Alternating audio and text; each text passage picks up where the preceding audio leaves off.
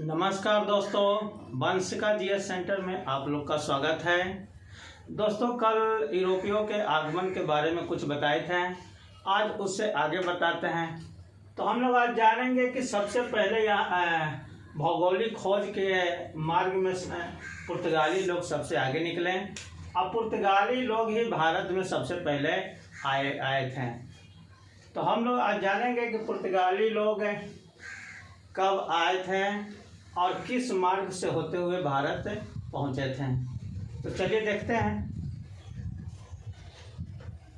तो भौगोलिक खोज की दिशा में पहला कदम पुर्तगालियों ने उठाया था। पुर्तगाल के राजकुमार हेनरी द नेविगेटर, पुर्तगाल के शासक जो थे, इस अभियान में, भौगोलिक खोज की अभियान में या कहें तो पूर्वी देशों के साथ या भारत के साथ व्यापार को बढ़ावा देने में वहाँ के शासक काफ़ी उत्साहित हैं और वहाँ के लोगों को काफ़ी उत्साह बढ़ाया था। तो पुर्तगाल के एक राजकुमार थे हेनरी द नेविगेटर, इनके प्रयासों से भौगोलिक खोज प्रारंभ हुआ था। और पुर्तगाल के एक नाविक थे बार्थोलोम्यू डियाज। बार्थोलोम्यू डियाज ने 1487 ईस्वी में उत्मासा अंतरिक्ष, जिसे केप ऑफ गुड होप कहा जाता है, की खोज किए थे। और बार्थोलोम्यू डियाज ने उस अंतरिक्ष को तूफानी अंतरिक्ष नाम दिए। उसका प्राचीन नाम उत्मासा अंतरिक्ष है। उसे केप ऑफ गुड होप भी कहा जाता है और बार्थोलोम्यू डियाज ने उसे तूफानी अंतरिक्ष कहे थे। तो केप ऑफ गुड होप इस तरह से वह बार्थोलोम्यू डियाज ने, ये हो गया पुर्तगाल। आइए, यहाँ उसकी राजधानी लिस्बन है। यहाँ से ये समुद्री मार्ग की खोज करते हुए यहाँ दक्षिण अफ्रीका के दक्षिणी भाग में केप ऑफ गुड होप है। यहाँ पर इसी को केप ऑफ गुड होप या उसी को उत्मासा अंतरिक्ष कहा जाता है। तो 1498 ईस्वी में वास्को डी गामा नामक एक नाविक थे और वो बार्थोलोम्यू डियाज के द्वारा खोजी गए समुद्री रास्ते के अनुसरण करते हुए 1498 ईस्वी में केप ऑफ गुड होप के रास्ते भारत के कालीकट पहुंचे थे। ये इस मार्ग से वास्को डी गामा पुर्तगाल से होते हुए यहाँ से चले और यहाँ आकर दक्षिण अफ्रीका के दक्षिण भाग में केप ऑफ गुड होप या उत्मासा अंतरिक्ष पर आकर यहाँ ठहर गए थे। यहाँ से आगे जाने का रास्ता इनको पता नहीं था, लेकिन वहीं पर एक गुजराती व्यापारी अब्दुल मजीद थे। तो आगे का रास्ता भारत, केप ऑफ गुड से भारत आने का रास्ता वास्को डी गामा को के अब्दुल मजीद के द्वारा बताया जाता है और उन्हीं के सहारे ये भारत के केरल राज्य में कालीकट नामक स्थान पर पहुंचते हैं। 17 मई 1498 ईस्वी को कालीकट के प्रसिद्ध बंदरगाह कपाडू नामक स्थान पर वे अपना बेड़ा उतारते हैं।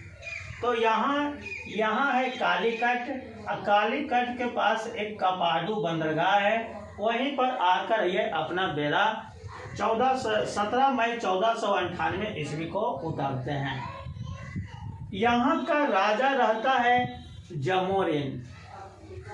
तो जमोरिन वास्को डी गामा का स्वागत करते हैं और वास्को डी गामा यहाँ व्यापार करने के उद्देश्य से या कहें कि मसाला, यहाँ से मसाला या अन्य जड़ी बूटियाँ ले जाने के उद्देश्य से आए थे।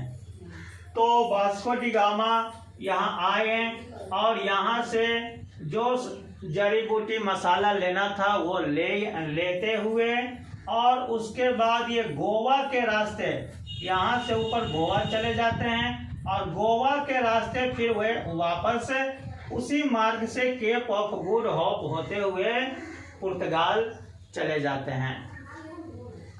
दोस्तों, वास्को डी गामा को इस व्यापार में अपना यात्रा खर्च निकालने के बाद भी 60 गुना ज़्यादा फायदा हुआ था। इतना ज़्यादा फायदा ये इनको पूर्वी देशों के यानी भारत के साथ व्यापार करने में इनको मिला, और इतना ज़्यादा फायदा देखकर ये फिर आए थे दोबारा। 1501 ईस्वी में दोबारा फिर आए थे, यहाँ से इसी मार्ग का अनुसरण करते हुए भारत आए थे। तो ये हो गया ये आने का इनके रास्ता, ये पुर्तगाल हो गया। अब पुर्तगाल से अफ्रीका के बगल से समुद्री मार्ग होते हुए ये यहाँ केप ऑफ गुड है, होप है, और यहाँ से समुद्री मार्ग के द्वारा भारत पहुँचने का ये रास्ता है।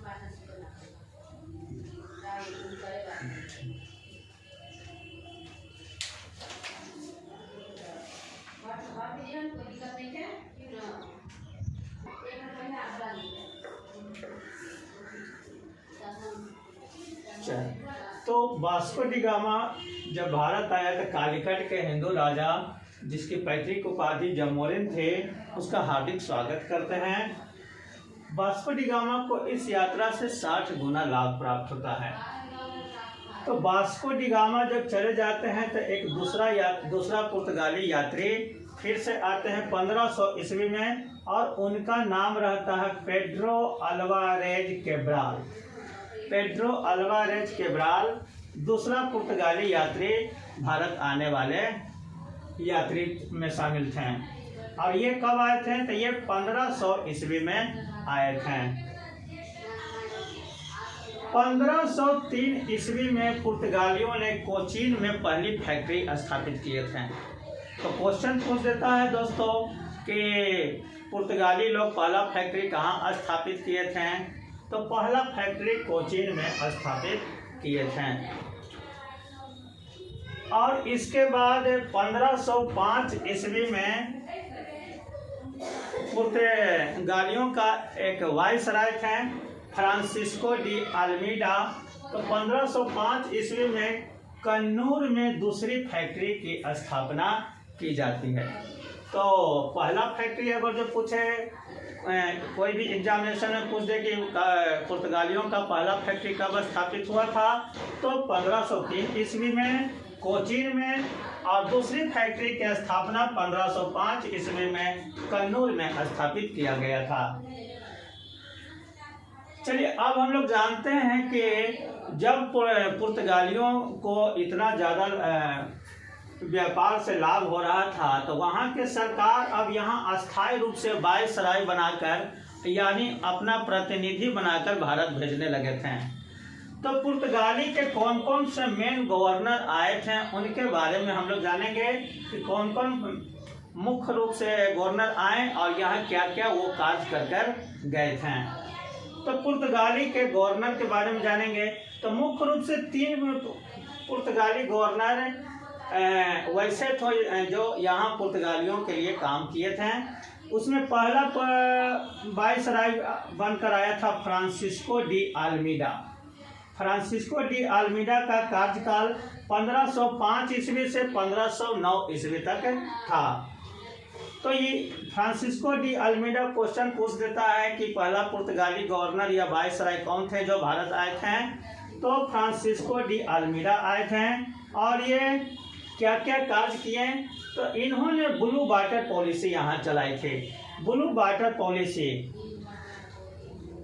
अल्मीडा वाइसराय जो अल्मीडा थे, इनका मेन उद्देश्य था कि पूरे हिंद महासागर पर हमारा कब्जा हो जाए, और इसी नीति पर वो पूरा काम करने पर ज़्यादा ध्यान दिए थे, और उस नीति को ही ब्लू वाटर पॉलिसी कहा गया था।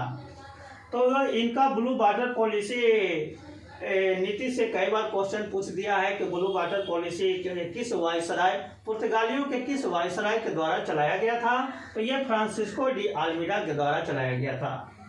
इसका अर्थ होता है हिंद महासागर पर नियंत्रण स्थापित करना और इस व्यवस्था को कार्टेज आर्मेडा व्यवस्था भी कहा जाता है। कार्टेज आर्मेडा व्यवस्था का अर्थ होता है कि पूरे हिंद महासागर पर इनका कब्जा हो गया था। अब जो भी दूसरे देश का जहाज ये व्यापार करने के ख्याल से आएगा तो इनसे पहले इजाज़त लिया जाएगा, या भारत से कोई भी जहाज दूसरे देशों में जाएगा उस कंडीशन में भी पुर्तगालियों से इजाज़त लेने की व्यवस्था की गई थी। तो यहाँ कोई भी बाहरी जहाज आए या भारत से बाहर जहाज जाए तो पुर्तगाली वायसराय से परमिशन लेना पड़ता था, परमिट लेना पड़ता था या लाइसेंस लेना पड़ता था। इस तरह के व्यवस्था को ही कार्टेज आर्मेडा व्यवस्था कहा जाता था और ये फ्रांसिस्को डी अल्मीडा के द्वारा चलाया गया था। फ्रांसिस्को डी अल्मीडा के बाद अल्बुकर्क गवर्नर है, वहाँ का वायसराय बनकर आए थे, वहाँ का गवर्नर बनकर आए थे। अल्बुकर्क जो है भारत में पुर्तगाली शक्ति का वास्तविक संस्थापक कहा जाता है। अल्बुकर्क को भारत में पुर्तगाली शक्ति का वास्तविक संस्थापक माना गया है और इनका कार्यकाल 1509 ईस्वी से 1515 ईस्वी तक था। इन्होंने 1510 ईस्वी में बीजापुर के शासक यूसुफ आदिल शाह से गोवा छीन लिए थे और उसको अपना नियंत्रण में कर लिए थे। 1511 ईस्वी में ये मलक्का पर अधिकार कर लेते हैं और 1515 ईस्वी में हारमुज बंदरगाह पर इनका नियंत्रण स्थापित हो जाता है। इस तरह से कहें तो पूरे हिंद महासागर के जितना भी बंदरगाह था सब पर ये इनका अपना नियंत्रण स्थापित हो गया था और इनके द्वारा बहुत सा कार्य किया गया था। ये पहला यूरोपीय थे जो सती प्रथा पर रोक लगाए थे। ये इनको ऐसा पहला यूरोपीय माना जाता है और इससे ऐसा भी क्वेश्चन पूछ देता है कि कौन सा पहला यूरोपीय था जो भारत में सती प्रथा पर रोक लगाए थे, तो ये अल्बुकर्क थे। अल्बुकर्क की मृत्यु यहीं हो जाती है,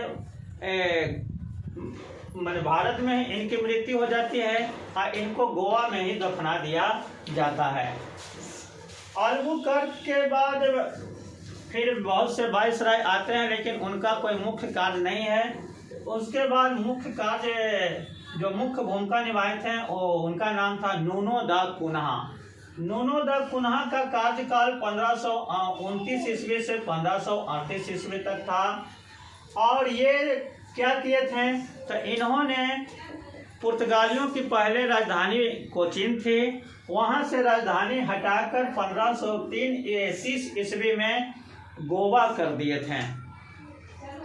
दूसरा ये काम क्या कार्य किया गया तो नूनो दा कुन्हा ने महाराष्ट्र के सालसेट, बसेन, बम्बई और दीव पर अधिकार कर लिए थे। तो ये इनके पुर्तगालियों के वायसराय के द्वारा ये सभी कार्य किया गया था।